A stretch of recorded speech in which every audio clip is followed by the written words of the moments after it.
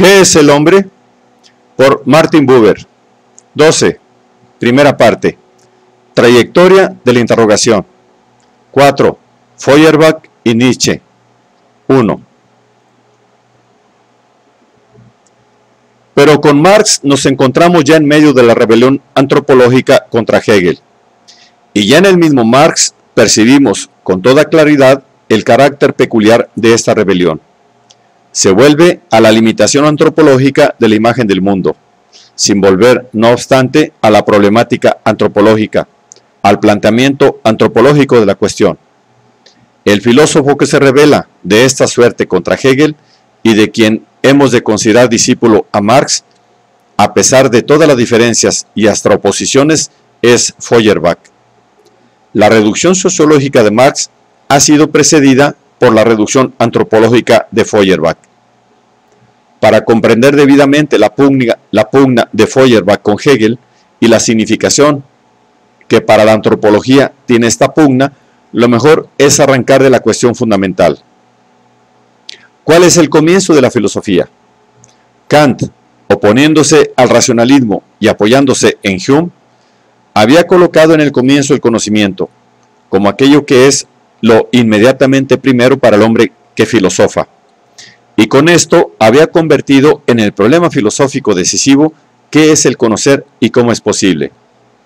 Este problema, como vimos, le condujo a la cuestión antropológica. ¿Qué clase de ser será este que conoce de tal suerte? Es decir, el hombre. Hegel salta por encima de este comienzo, y con la conciencia más expresa. En el comienzo de la filosofía, según él, como con toda claridad lo dice en la primera edición de su Enciclopedia de las Ciencias Filosóficas, 1817, no debe haber ningún objeto inmediato, porque la inmediatez repugna por esencia al pensar filosófico. En otras palabras, que la filosofía no debe arrancar, como en el caso de Kant y el de Descartes, antes de él, de la situación del que filosofa, sino que debe anticipar. Esta anticipación la lleva a cabo mediante la proposición. El puro ser constituye el comienzo. Lo que se aclara enseguida de la siguiente manera. El ser puro es la abstracción pura. A partir de ese fundamento, Hegel puede convertir el desarrollo de la razón del mundo en objeto de la filosofía, sustituyendo así al conocer humano. Este es el punto en que comienza la pugna de Feuerbach. La razón del mundo no es más que un nuevo concepto que encubre a Dios. Y así como la teología, cuando hablaba de Dios, no hacía sino trasplantar al ser humano de la tierra al cielo, así también cuando la metafísica habla de la razón cósmica, no hace sino trasplantar el ser humano de su ser concreto a un ser abstracto. La nueva filosofía, así lo formula en su ensayo programático, Los principios de la filosofía del porvenir, 1843, tiene como comienzo suyo no el espíritu absoluto, es decir, abstracto, no, para decirlo en una palabra, la razón en abstracto, sino el ser real y entero del hombre. Por consiguiente, Feuerbach tratará de convertir en punto de arranque del filosofar no ya como Kant el conocer humano, sino el hombre entero. También la naturaleza ha de ser entendida, según él, como base del hombre.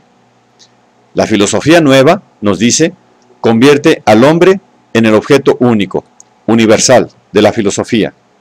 Es decir, convierte a la antropología en ciencia universal. Así se ha llevado a efecto la reducción antropológica, la reducción del ser a la existencia humana. Se podría decir, Hegel, al asignar su lugar al hombre, sigue el primer relato de la creación, el del primer capítulo del Génesis, la creación de la naturaleza, en la que el hombre es creado el último y colocado en su lugar en el cosmos. Pero de suerte que no solo se termina la creación, sino que también resulta acabada por su sentido, ya que ha surgido la imagen de Dios. Feuerbach sigue el segundo relato de la creación, el del segundo capítulo del Génesis, la creación de la historia, donde no hay ningún otro mundo más que el mundo del hombre, con este en su centro y dando a cada ser vivo su verdadero nombre. Jamás se había reclamado una antropología filosófica con semejante fuerza.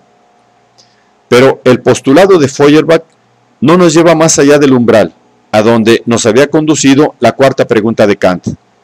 Más todavía, en un aspecto decisivo, no solo sentimos que no estamos más allá de Kant, sino mucho más acá.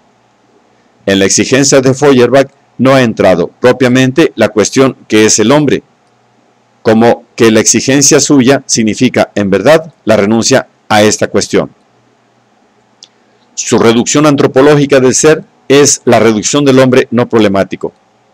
Pero el hombre ideal, el hombre que se enfrenta a un ser no humano, que se le viene encima constantemente como un destino inhumano y que, sin embargo, osa conocer este ser y este destino, no es problemático.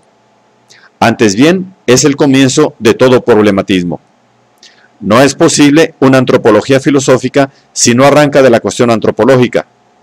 Solo podemos llegar a aquella si captamos y expresamos esta cuestión con mayor hondura, agudeza y rigor y con mayor impasibilidad, también de lo que hasta ahora se ha hecho. La genuina significación de Nietzsche radica, como veremos, en un ahondamiento y agudización de la cuestión. Pero tenemos que demorarnos todavía en Feuerbach, en razón de algo que reviste importancia extraordinaria para nuestra meditación contemporánea del hombre. Feuerbach no alude con el hombre que constituye el objeto supremo de la filosofía al hombre como individuo.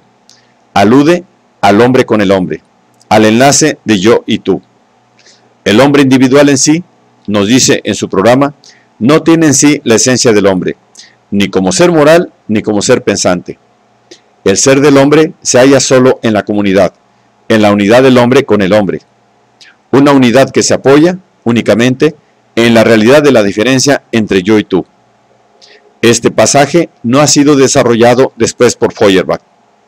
Marx no ha acogido en su concepto de la sociedad el elemento de la relación real entre el yo y el tú, realmente diferentes, y por eso ha opuesto a un individualismo ajeno a la realidad un colectivismo no menos irreal.